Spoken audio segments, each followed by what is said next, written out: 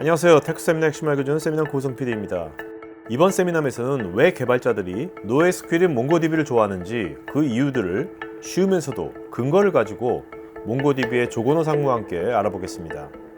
일단 우리가 잘 알고 있는 관계형 데이터베이스인 RDB와 비교해보면 이해가 더 쉽지 않을까요? 개발 모델이 Relational DB는 일단 데이터, 스토리지의 데이터가 모든 방향을 결정을 하고요. 그게 이제 로우 칼럼 테이블이 되는 거고, 거기에서 데이터 모델은 사실 한 가지밖에 없습니다. 그냥 정규화 모델 딱 하나고요.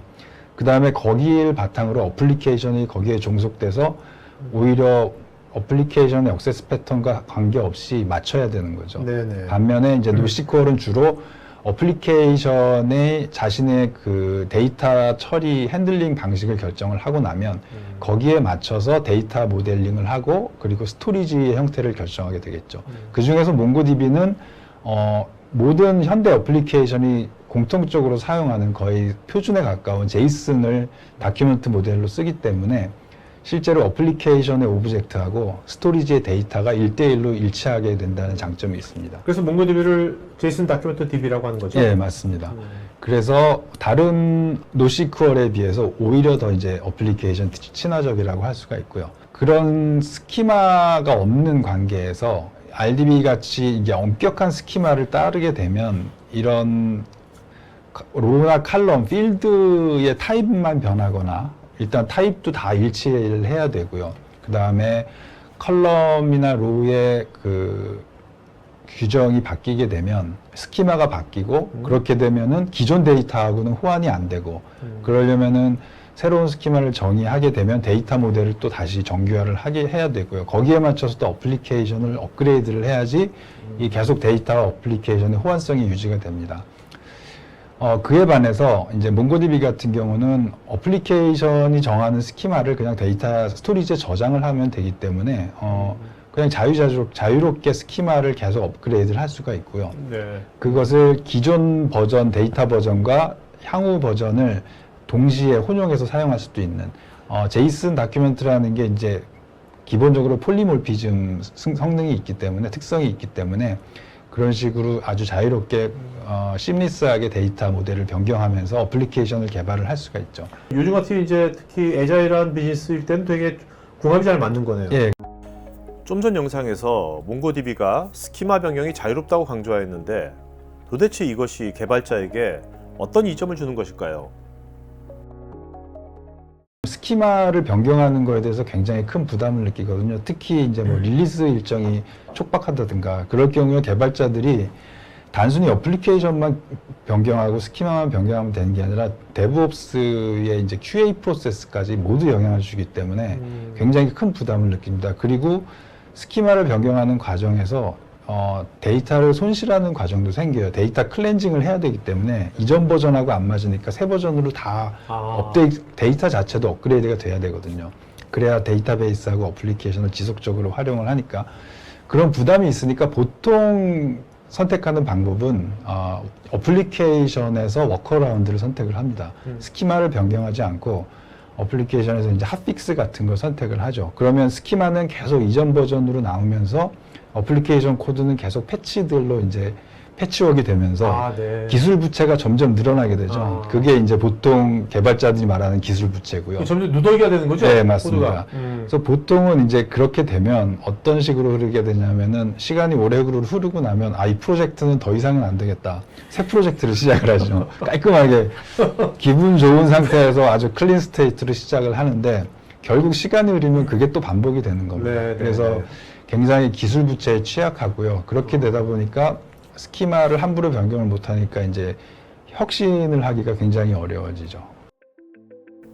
좀 전 몽고DB의 조건호 상무의 얘기를 들어보니까 왜 제가 당사 개발자에게 새로운 아이디어 적용을 요청할 때마다 우리 개발자가 난감한 표정을 지었는지 이해가 됩니다. 개발자는 서비스의 성능에도 관심이 많은데 조회 성능 업무에 큰 영향을 끼치는 조인이 필요 없는 몽고DB의 구조는 개발자에게 매력적으로 보여질 것입니다. SQL과 대비하면은 가장 큰 특징이 이제 조인이라는 것이 없다라는 거. 그 데이터를 항상 인베드를 하는 것이 우선이고요. 가장 첫 번째 원칙이 같이 함께 읽는 데이터는 같이 저장한다는 게 원칙이라서 SQL처럼 정규화를 해서 데이터가 분산된 것이 아니고 한 번 읽을 때 자기가 필요한 데이터는 한 번에 다 읽을 수 있도록 그런 식으로 모델링을 하는 것이 이제 첫 번째 원칙입니다. 그 목적을 이제 디스크 I/O를 최소화해서 성능을 높이는 것이 이제 목표입니다. 그래서 그게 이제 노시퀄의 철학이기도 하고요. 그 빅데이터가 나오면서 발전한 것이 노시퀄이기 때문에 어플리케이션 성능에 보다 이제 초점을 맞췄다고 할 수가 있겠죠. 왜냐면 아무래도 조인을 많이 하면 할수록 그게 굉장히 오버헤드가 엄청나게 많아지는 거지 않습니까? 예, 맞습니다. 요즘 클라우드 네이티브 아키텍처로 각광을 받고 있는 MSA, 마이크로 서비스 아키텍처는 데이터베이스 관점에서 바라보았을 때 어떤 이슈가 있을까요? 이제 개발자들이 개발해서 이제 유토피아가 열렸다라고 생각을 하셨는데 이게 시간이 지나면서 이게 사실은 지옥문이 열렸다라는 이제 생각을 하게 되는 거죠. 지금 보시면은 MSA를 개별 어플리케이션에서 보면은 굉장히 훌륭한 구조라고 할 수 있는데 전체 아키텍처에서 보면은 어플리케이션과 그에 맞는 데이터베이스가 짝을 이루어서 독립적으로 이제 운영이 되는 거죠. 근데 MSA 전체적으로 보면 하나의 서비스이기 때문에 그런 데이터들 간의 이동이 필요하게 되고요. 그리고 그 데이터를 다시 합쳐서 새로운 어플리케이션 C를 만드는 경우도 생기고 그래서 데이터 이동이 너무 많아지게 됩니다. 지금 보시는 것처럼 그 과정에 이제 ETL이라는 과정이 포함이 되고요. 이 ETL도 하나의 시스템이고 운영이 필요하고 관리가 필요하고 이제 비용이 들어가게 되는 거죠. 그래서 이런 구조가 한 발짝만 삐끗하면 이렇게 복잡한 구조가 되는 겁니다. 좀 전 영상에서 언급한 MSA의 빈번한 ETL 문제를 몽고DB는 어떻게 해결하였을까요? 몽고DB가 생각한 것이 MSA의 아키텍처를 어떻게 하면 더 심플하게 할 수 있을까라는 생각을 했고요. 그래서 원래 그 릴레이셔널 DB 모놀리스에서 시작한 것이 MSA로 넘어가면서 다양한 데이터베이스가 아키텍처의 컴포넌트로 자리를 하게 됐는데 몽고DB가 그 말씀드린 다양한 데이터 모델을 지원하게 된 이유도 그렇고요.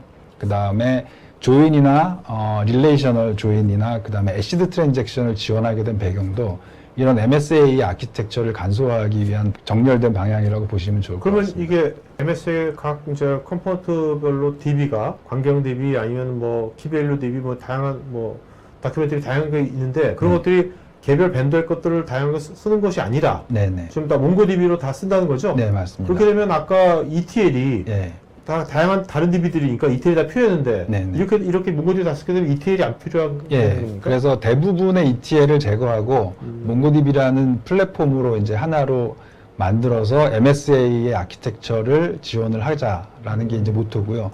거기서 몽고DB 자체는 데이터베이스인데 사실 지금 현재 데이터 어플리케이션은 데이터베이스를 활용하는 거 하나가 아니라 이제 검색 엔진도 들어가고요. 그 다음에 비즈니스 인텔리전스 BI 툴도 붙게 되고 뭐 비주얼라이제이션 툴도 붙게 되고 여러 가지 시스템들이 또 추가가 되죠. 그렇죠. 어차피 이제 서비스가 우리의 목적이잖아요. 예, 맞습니다. 서비스 하기도 그런 것들 다 필요하니까 어차피. 그렇습니다. 그래서 그러한 새로운 시스템들도 붙이려면 MSA에서 또 ETL이 필요하게 되는데 그런 ETL까지도 좀 극복을 해보자고 해서 클라우드에서 fully managed 서비스를 하면서 그게 아틀라스. 예, 맞습니다. 그럼 아틀라스가 그럼 진짜 말씀하신 데이터베이스 끝나는 게 아니라 네네. 메이지 서비스까지 들어가는 거네요. 클라우드 네, 메이지 서비스. 예, 맞습니다. 그래서 그런 새로운 아키텍처를 제안하는 것이 아틀라스고요. 저희는 그래서 이제 디벨로퍼 데이터 플랫폼이라고 그렇게 부르고 있습니다. 진짜 이런 것들은 스타트업들이 좋아하겠네요. 아, 예, 맞습니다. 왜냐면 스타트업도 엄청난 인프라가 있는 것도 아니고 네, 예. 바로 빨리 뭔가 자기네가 생각하다 서비스를 빨리 시장에 내고 싶어 할 거 아니에요. 네네. 이럴 때 이런 것이 되게 그렇죠. 좋겠네요. 예, 좋은 말씀이신데요. 가령 이제 개발 인력도 적고, 그 다음에 DBA가 있다고 하더라도 다양한 데이터베이스를 운영하기에는 부담이 되고, 이럴 경우에 이제 몽고DB를 쓰면 일차적으로 좋고요. 그 다음에 그 외에 부가적인 다른 서비스, 검색 엔진이나 이런 것들도 ETL 없이 통합 관리를 할 수 있기 때문에 굉장히 이제 효율적인 리소스 관리를 하실 수가 있죠. 좀 전에 언급된 몽고DB의 메이지드 클라우드 서비스인 아틀라스의 주요 기능들이 궁금하신 분들은 우측 상단에 카드 링크를 클릭하시면 관련 영상을 보실 수 있습니다. 여러분의 고객들에게 어필하는 유튜브 컨텐츠를 만들고 싶으시면 우측 상단 링크를 클릭하셔서 다양한 포트폴리오를 구경해 보십시오. 여기 왼쪽에 관련 영상이 있으니 클릭해보세요. 제가 진행하는 테크 전문 방송 토크IT에서 하는 토크형 웨비나에 한번 참여해보시면 어떨까요? 구글에서 한글로 토크IT 치시거나 우측 상단 링크를 클릭하시면 됩니다. 여러분의 좋아요와 구독은 지속적인 컨텐츠 제작에 큰 힘이 됩니다.